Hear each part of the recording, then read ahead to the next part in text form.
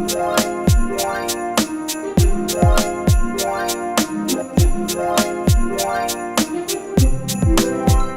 guys, so today I'm kind of feeling like crap right now, but I wanted to film.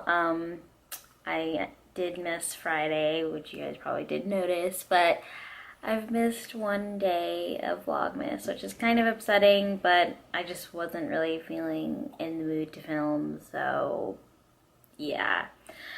Not really feeling up for today, but I am going to be talking about my least favorite books of 2018. Maybe complaining about some of the books I read this year will put me in a better mood. Who knows? So yeah, I'm gonna be doing, I usually do like my favorite books of the year every year. So this year I'm gonna be doing my least favorite books, and then also doing a separate video where I talk about my favorite books of 2018. So let's just get into it. I have a total of 6 books to share with you. Some of these are like my least favorite for me, like personally, I just didn't enjoy them.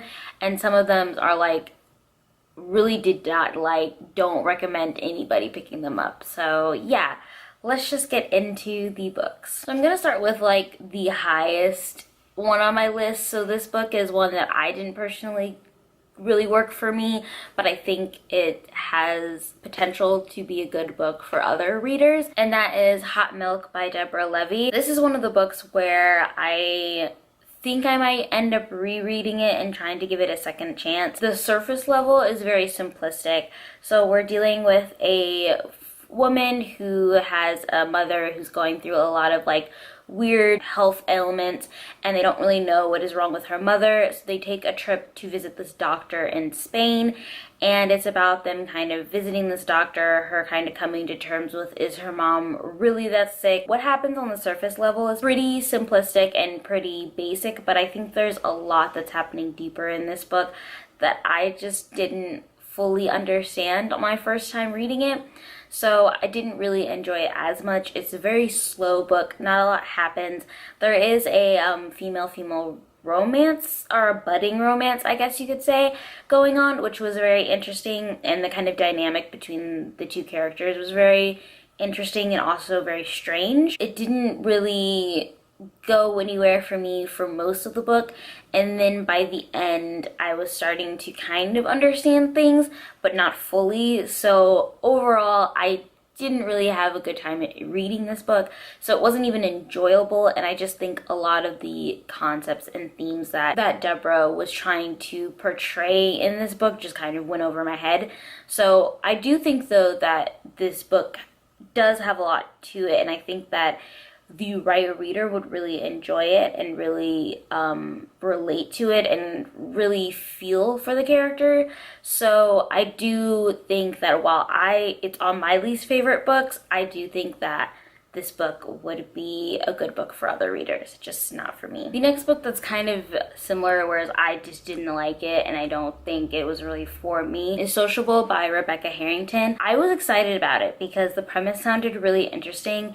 It's basically about a writer who is trying to find a job in New York and takes on a job that's very similar to like the BuzzFeed culture, where it's all about being tuned into social media, not necessarily like hard news, but like very like internet meme type things. And she's kind of working at this startup and trying to navigate living in New York and living in this startup, and kind of lowering her standards or her expectations of what her career will be like after graduating. I wanted to pick this book up because I thought it was going to be really relatable to my situation. I was excited to kind of see that perspective and see how Rebecca kind of portrays that in her book. I did like a short kind of review in one of my wrap-ups of this book where I really just trashed it, and I realized now that I think Rebecca Harrington was trying to make this a satire for the whole idea of being so tapped into social media that you're kind of unaware of everything else going in your life. And this girl is also going through like a weird breakup. She's kind of unaware that her partner is not happy in their relationship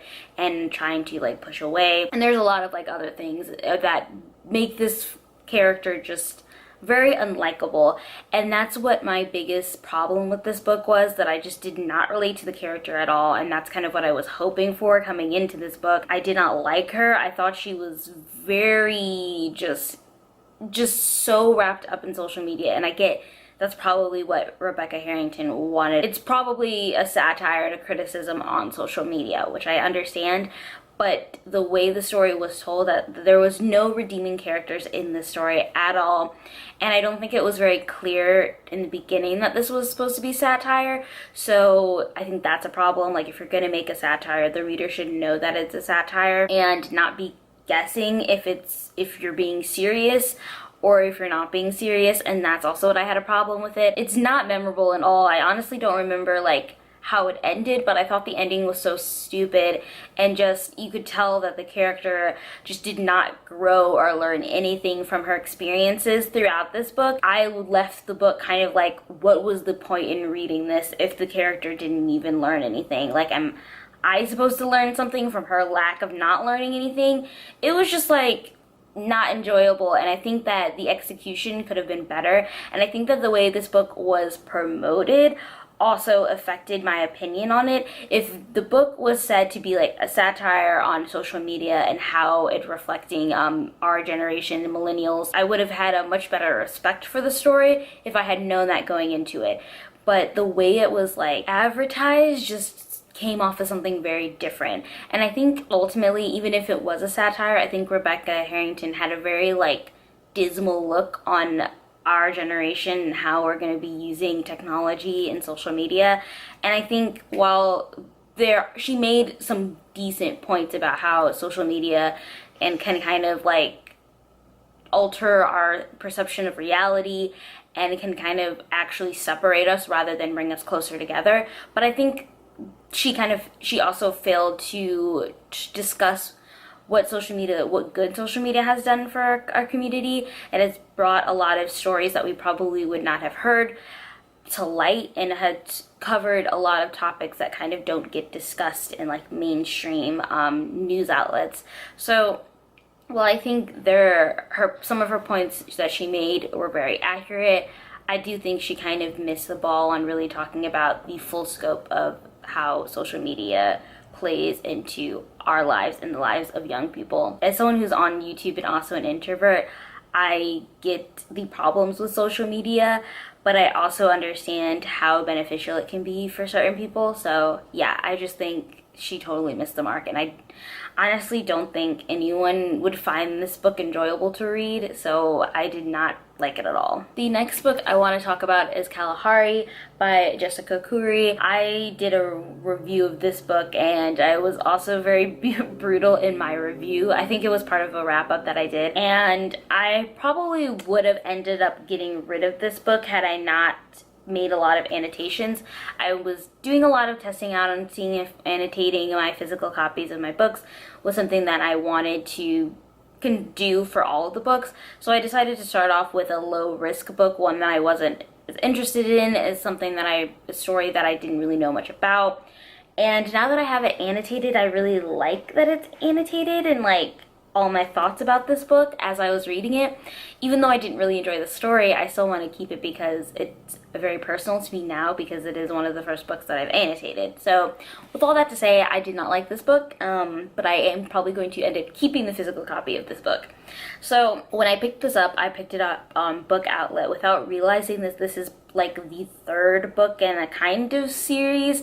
So the series follows the same like evil scientific corporation that is doing all these weird science experiments, but the main characters in each of the books are different. The setting is completely different. So we have the constant, which is that secret corporation, but everything else is different. I haven't read the previous two books in the series, but from what I got from this book, I don't think you necessarily need to have read all three books in the series, but are the first two books in the series to really understand what's going on in this book. But I could be wrong, because I did have some issues with the ending of this book, so maybe those questions that I have at the ending were answered in the first two books. Who knows? My main issue with this is that The character was pretty annoying. The love interest was very annoying. It just didn't really do anything for me. And I ended the book with more questions than I came in with the book. And that's a big problem for me. I don't like when, especially if this is going to be a longer series, like this is not the final book. Obviously, it can't be. I don't like when authors try to like bait their readers into continuing on with the series by leaving pretty much everything unanswered. So you have to continue on if you want to know what happened. Basically, this book is about this girl who lives with her father in the Sahara, and her father does like research for animals, and they have like this team of interns that come in and are basically helping them, but they all really don't want to be there. So they discover this like weird lion that is all silver, and it basically starts to kill everybody. And they're trying to like figure out why this lion is silver, what is happening to all the animals in the Sahara, and what is this secret corporation doing, and what are they trying to gain from this. So the premise sounded really cool. I really liked the idea of like what this corporation is doing. Unfortunately, you leave the book with having absolutely no clue what they're doing. I came in thinking it was a standalone, which was my fault, but the fact that I didn't learn anything about how these animals were created, what their purpose is, or anything like that, it was just very disappointing to come at the end and be like, well, all of the same questions that I had at the beginning of this book are still the same questions that I have at the end.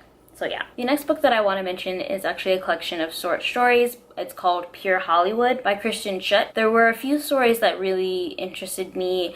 They weren't like 5-star reads for me at all. They were more like 3-star. And I was intrigued by the characters, but overall I thought the stories were a little too strange, and none of them were like super overly memorable, and I just didn't really relate to any of the characters. And I don't think that's like a prerequisite to really enjoying a book, but I do feel like I have to kind of feel for the characters, and I didn't really feel for any of these characters.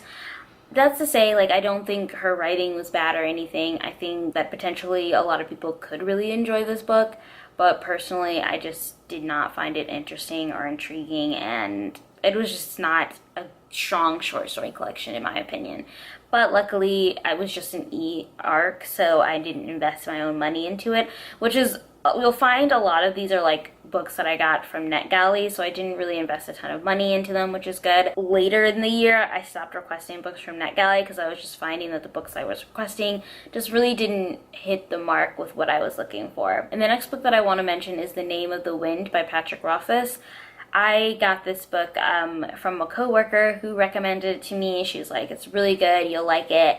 And I didn't like it at all. So this is like an epic fantasy book about this like amazing guy who does all of these like amazing things, and he's basically recounting his life story to like a chronicle, who's like this writer who's going to transcribe his story and share it with the world, basically. So I liked the parts where, before we get to the part where he's actually retelling his story, I think the world sounds very interesting. There's like demons, and that he's like killing demons, and he has some magical abilities, and I really enjoyed that part. And I liked the beginning of when he was telling his story. He lived with his parents in a traveling like circus, and I thought that aspect was really cool. But I just could not gel with the character very well. He seemed very obnoxious, and I mean, I get it. Like, he's like this character that has done a lot of amazing things, and he's very aware of that. And the way he describes his own feats is like very hyperbolic, I guess you could say. And I knew that coming into the book. A lot of people mentioned like you're supposed to kind of figure out whether the main character is like a reliable narrator, or if you can trust everything that he's saying. And I think I generally like that. Like, I think if it's done really well, I enjoy it. That's what I really liked about The Great Gatsby, is that you're hearing it from this guy's perspective that's not always accurate in what's really going on. But the guy was just so braggy and just so like, I did all of this, and I'm the best at this, and I saved this girl. It was just so long, and it didn't need to be that long. And I was very close to DNFing it, but I decided to give it another shot by listening to the audiobook. I had to end up listening it on like 2 speed, 2xb because I just wanted to get through it as quickly as possible. I really did not like it. I did not like the love interest. I did not like the girl. They portray her as being this very strong, independent character, but there's never a time in the story where she doesn't get saved by the main male character. I don't know why people like this book so much. I don't get the connection. I just really did not like it, and I honestly I wouldn't recommend it to anybody. I don't think it's like a personal preference. I think there are a lot of themes in this book that I disagree with, and just, I don't know. I don't understand the hype. Maybe the second book is better. I don't know, because he gets a little bit older. I just did not understand why people liked it, and I really disliked it. And the last book that I want to talk about is Shadow and Bone by Leigh Bardugo. I wanted to pick this book up because I wanted to read the Grisha trilogy before I read Six of Crows and Crooked Kingdom, and I decided to pick it up on Audible. And I was really enjoying it for the first half of the book. I thought it was very interesting. I really enjoyed the world, and I liked the Shadow, I think the Darkling character. I think I really was intrigued by his character, and then we find out a very significant piece of his character that is true, to be confirmed as true, and then the story just goes bad from there. The story had a lot of potential because there were like 2 different ways the story could go, like in the first half, and there was a very predictable way it could go and a very unpredictable way it could go, and the story went in the very predictable way, and I did not like that. I did not like how the Darkling then became this very one-dimensional character. I really just didn't agree with the story at all after that pivotal point in the book. And then I tried to read the second book in the series and found out that the whole like premise at the end of the first book was basically the same premise to the beginning of the second book, and it just felt very repetitive, and I didn't really like it. So I don't think I'm going to be continuing on with the Grisha trilogy, but I do want to give Six of Crows a chance. My mother read both books in the duology, and she really liked them, so I trust my mother's opinion on her books, so I want to give it a chance. I know a lot of people say that Leigh Bardugo's writing evolved too after the Grisha trilogy, so I do want to give it a shot, but I was just not a fan of this book at all. I really was disappointed in, I think after that pivotal moment when the plot and the characters kind of went in that very predictable pathway, it just kind of ruined the experience for me, and yeah, I just don't think I will be continuing on with the series. I really liked the Darkling character, and I think that Leigh Bardugo just kind of ruined his character at least, but I liked that the Darkling was ambiguous and you were unsure about his, about whether he was good or bad. And this is probably spoilers, but like, I just don't like that it became very clear where his motives were, and that I think we discovered that too early on in the series. So yeah, that's just personally how I felt about that. I would have loved to like have him be this more like ambiguous, like you're uneasy about his character, but you're also kind of interested and intrigued by him. I liked that idea, but then it suddenly just became this one thing, and it just ruined it for me. I hope that's not spoilers, but yeah. So those are all of the books that I did not like in 2018. I hope you guys enjoyed this video. Let me know if you liked any of these books. I would love to hear you kind of tell me what made you really enjoy them, because I'd be interested in kind of seeing different opinions. I'm always open to people talking about books and telling me why they enjoyed them or why they disliked them, and I like hearing your guys' opinions on different things. So let me know in the comments if you liked any of these books or if you agreed with my thoughts, and yeah, I will see you guys tomorrow with another video. Thanks for watching. Bye.